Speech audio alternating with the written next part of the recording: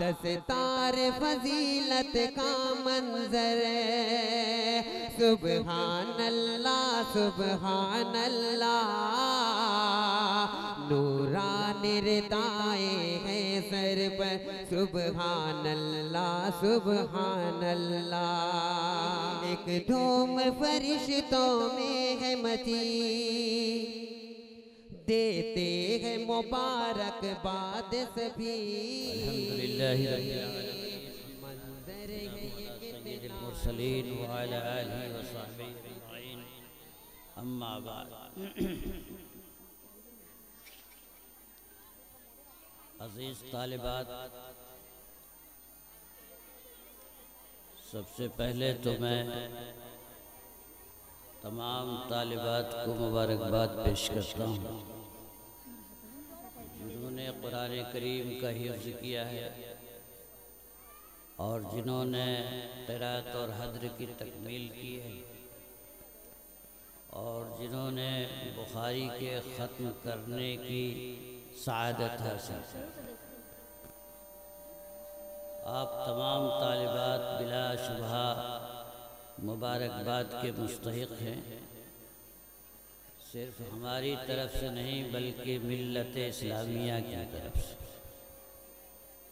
اسی طرح سے آپ کے معلمین و معلمات بھی بجا طور پر مبارکباد کے مستحق ہیں کہ انہوں نے آپ کی تعلیم و تربیت میں پوری دلچسپی لی اور آپ کو یہاں تک پہنچایا۔ کسی طالب علم یا کسی طالبات کو درجہ تکمیل تک پہنچانا کوئی آسان کام نہیں ہوتا۔ ابتدا کے بہت سارے مراحل ایسے ہوتے ہیں کہ وہ صبر آزما ہوتے ہیں۔ بچوں بچیوں کو بہت کچھ اساتذہ محنت کرتے ہیں، تراشتے ہیں، نکھارتے ہیں، سنوارتے ہیں، تب جا کر کے وہ درجہ تکمیل تک پہنچتے ہیں۔ اسی طرح سے مبارکباد کے مستحق ہیں آپ کے تمام والدین جنہوں نے کہ آپ کو موقع عنایت فرمایا کہ انہوں نے پورے طور پر آپ کو فارغ کیا کہ آپ نے طالب علم میں محنت کی اور اللہ تبارک و تعالی نے آپ کو یہاں تک پہنچایا۔ اس لیے کہ آج کے اس دور پرفتن میں جبکہ مصروفیت کا زمانہ ہے، ہر شخص اپنے کو مشغول رکھے ہوئے ہے، تعلیم کا شور تو ضرور ہے لیکن جتنی تعلیم چاہیے اتنی ہوتی نظر نہیں آتی۔ ظاہر داری تو بڑھ گئی لیکن علم کی معنویت اس کی گہرائی ختم ہو گئی۔ صلاحیت کیا چیز ہوتی ہے اور صلاحیت میں پختگی کیا چیز ہوتی ہے، علم کیا ہوتا ہے اور علم کی گہرائی کیا ہوتی ہے، یہ چیز بہت حد تک مفقود ہوتی جا رہی ہے۔ یہ آتی ہے یکسوئی سے، لگن سے، انہماک سے، شب و روز اس میں لگنے سے اور دن و رات ورق گردانی سے، کتابوں میں لگ جانے سے یہ چیزیں ختم ہوتی جا رہی ہیں۔ لیکن اس دور پرفتن میں بھی آپ کے والدین نے آپ کو لگایا دین کی تعلیم کے لیے، جبکہ دین کی تعلیم کا حصول بجائے خود ایک سعادت کی بات تو ضرور ہے لیکن ظاہری اعتبار سے کوئی نفع بخش نظر نہیں آتی کوئی چیز، اس لیے کہ اس کا سارا نفع تو آخرت پر ہے، سارا نفع اللہ تبارک و تعالی کے ہاں ہے، لہذا یہ دنیا داری کی طرف بھاگتی ہے۔ ہم دوسرے علوم کی تنقیص کبھی نہیں کرتے، اس کی حوصلہ افزائی کرتے ہیں، لیکن دینی علوم کو ہم اہمیت ضرور دیتے ہیں، اس لیے کہ دین تو یہی ہے، علم تو حقیقت میں یہی ہے۔ اللہ تبارک و تعالی نے آپ حضرات کو یہ موقع دیا، یہ سعادت حاصل ہوئی، بلا شبہ آپ حضرات مبارکباد کے مستحق ہیں۔ پھر یہ ادارہ جس کے ذمہ دار حضرت مولانا ظہیر الحق صاحب ہیں اور ان کے رفقا ہوں گے جو شب و روز محنت کرتے ہیں، یہ حضرات بھی مبارکباد کے مستحق ہیں اور درجہ بدرجہ تمام معاونین اس ضمن میں آتے ہیں۔ ظاہر ہے کہ اے عزیز طلبہ طالبات، آپ کو ان حضرات تمام کا شکریہ بھی ادا کرنا چاہیے کہ یہ حضرات آپ کے لیے مواقع فراہم کرتے ہیں اور آپ یکسوئی کے ساتھ علم کے حصول میں لگے رہتے ہیں۔ آج یہ سن کر کے بلا شبہ بے حد خوشی ہوئی، پہلے سے بھی علم تھا کہ بہت ہی کم وقت میں یہاں کی بہت ساری بچیوں نے حفظ قرآن کیا ہے۔ یہ قرآن کا معجزہ ہے، 31 دن میں کر دینا، 47 دن میں کر لینا، 70 75 میں دن میں کر لینا، 100 101 دن 10 دن میں کر لینا۔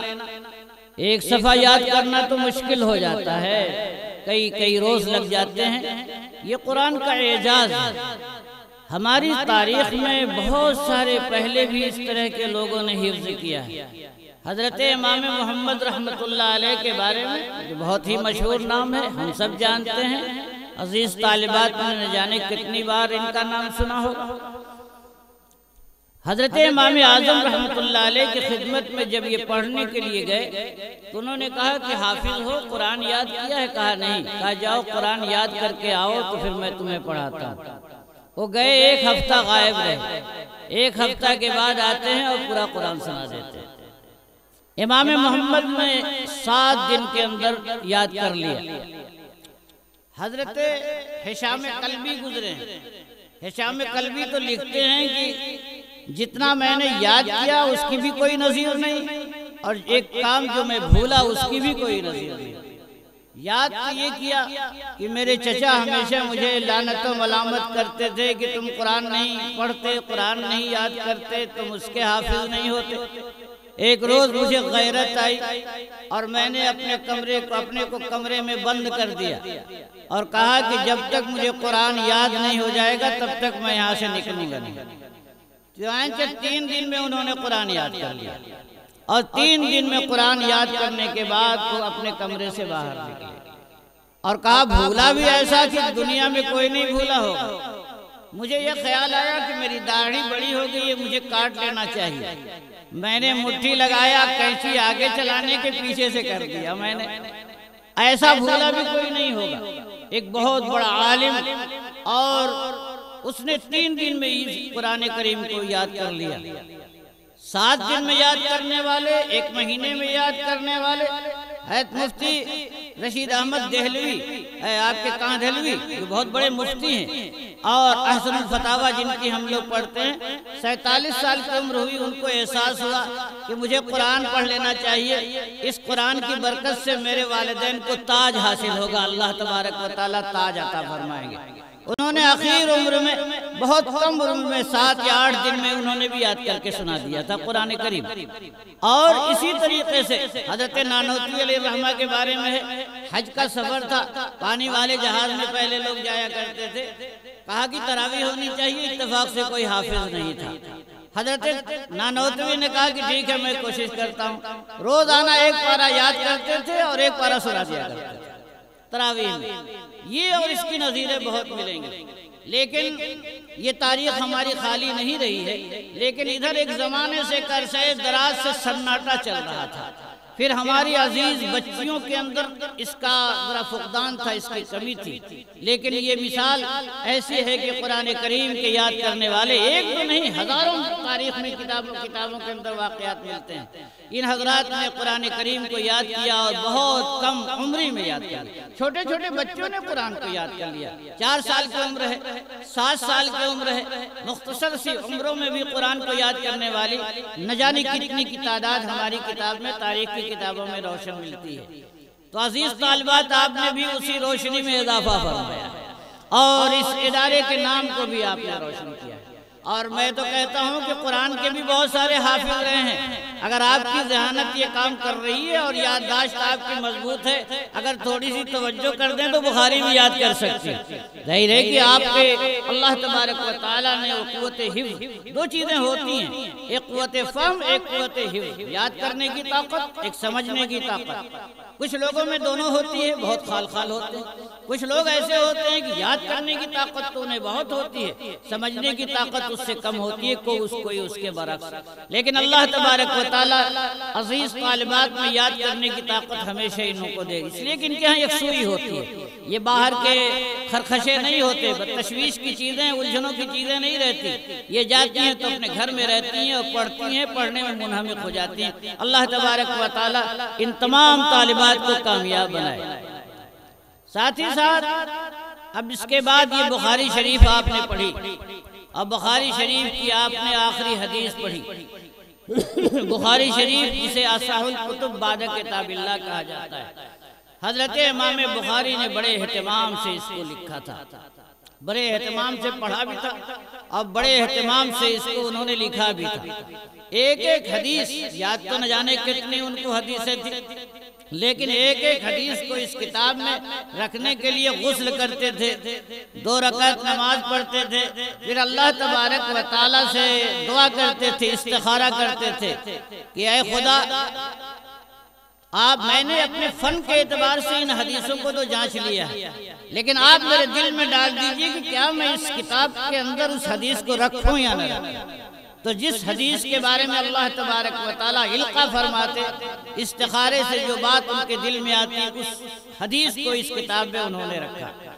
اسی طریقے سے اس کا ایک انہوں نے عنوان قائم کیا جس کو ترجمۃ الباب کہا جاتا ہے۔ اس عنوان کے اندر بڑی معنویت رکھی، فقہ البخاری فی تراجم ہی کہا جاتا ہے، علماء جانتے ہیں اسے، لیکن اس تراجم کے قائم کرنے میں بھی انہوں نے اہتمام کیا۔ غسل کرتے، 2 رکعت نماز پڑھتے، اللہ سے دعا کرتے، پھر دل میں جو عنوان آتا اس کو ڈالتے۔ ہمارے سامنے یہ جو احادیث کا ذخیرہ ہے، ہم پورے اعتماد کہہ سکتے ہیں یہی وہ الفاظ ہیں جو نبی اکرم صلی اللہ علیہ وسلم کی زبان مبارک سے نکلے ہوئے تھے۔